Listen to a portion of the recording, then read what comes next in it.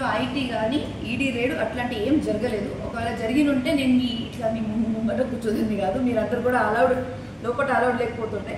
అట్లా ఏం లేదు. జస్ట్ వరంగల్ పోలీస్ వాళ్ళు అప్పుడు ఈడీకి సంబంధించిన అప్పుడు వాళ్ళు local state government Kaloji Rao university వాళ్ళు అప్పుడు కేసు వేసి ఉంటే పీజీ సీట్స్ కోసం వాళ్ళు మన పోలీస్ స్టేషన్లో కేసు వేస్తే వాళ్ళు వెరిఫికేషన్ కోసం వచ్చారు. అంతే కనుక వాళ్ళు ఇది ఈడీ రేడ్ కాదు, ఐటీ రేడ్ కాదు, ఈడీకి సంబంధించిన వెరిఫికేషన్. అది మన స్టేట్ గవర్నమెంట్ మన Kaloji university health sciences university పరంగా అప్పటి వరంగల్ నుంచి వచ్చి వాళ్ళు ఇక్కడ వచ్చి వెరిఫికేషన్ చేయడానికి వచ్చారు అంతే. అండ్ అపియరెన్స్ నోటీస్ కూడా ఇవ్వడానికి వచ్చారు.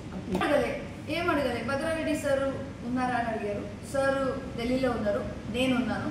సో సరే అమ్మ మీరు పిలిచిన అపియరెన్స్కి మీరు రావాలి, మీరు కానీ భద్రారెడ్డి గారు రావాలి, వరంగల్కి రావాలి. సరే సార్ వస్తామని చెప్పినాం. ఇంకా వాళ్ళ డాక్యుమెంటేషన్స్ ఏమేమి ఉన్నాయో అవి అంతా క్లియర్ చేసుకుని వెళ్ళిపోయాం.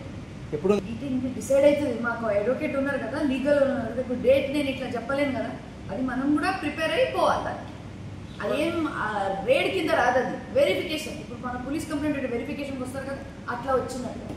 కానీ వాళ్ళు మొగ్గులు వచ్చేసరికి అందరు కొంచెం మల్చలైనట్టు అంతే. ఓకే.